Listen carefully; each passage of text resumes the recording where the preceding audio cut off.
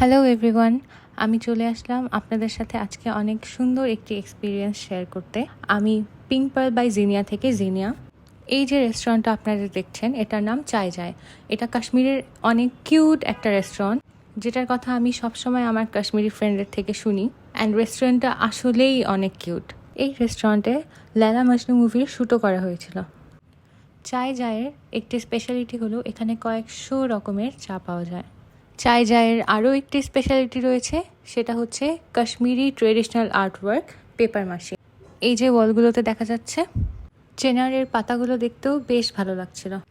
এবার আমি আমার কিছু সুন্দর ছবি তুলে ফেললাম। সেদিন আমি ব্লু কালারের একটি ড্রেস পরেছিলাম, অ্যান্ড কাশ্মীরে সে সময় বেশ ঠান্ডা ছিল, এ কারণে কোটও পরেছিলাম। আমার কাশ্মীরি ট্রেডিশনাল ফুড ট্রাই করার ইচ্ছা ছিল, এ কারণে আমরা অর্ডার করি হারিসা, যেটা আসলে ল্যাম্প দিয়ে বানানো। আপনারা যারা ল্যাম্প খেতে পারেন তাদের এটা বেশ ভালো লাগবে, কিন্তু যারা ল্যাম্প পছন্দ করেন না তাদের হয়তোবা ভালো লাগবে না।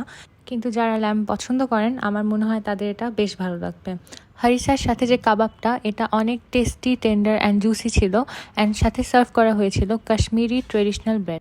তারপর চলে আসলো আমার ফেভারিট কাহওয়া।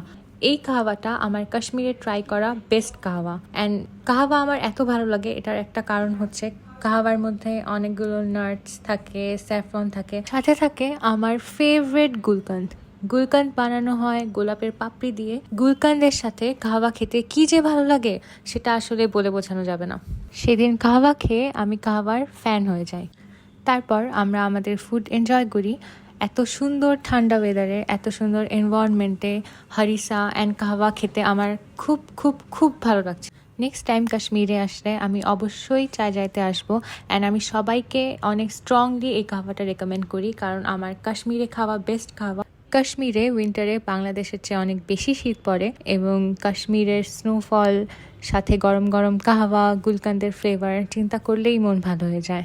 এজন্য আমি সবাইকে রেকমেন্ড করব, আপনারা কাশ্মীরে আসলে অবশ্যই চায় যাইতে আসবেন এবং এই কাহওয়াটা ট্রাই করবেন। আজকের মতো তাহলে আমি এই ভিডিওটা এখানেই শেষ করছি। ভিডিওটা আপনাদের কেমন লাগলো সেটা অবশ্যই কমেন্ট করে জানাবেন।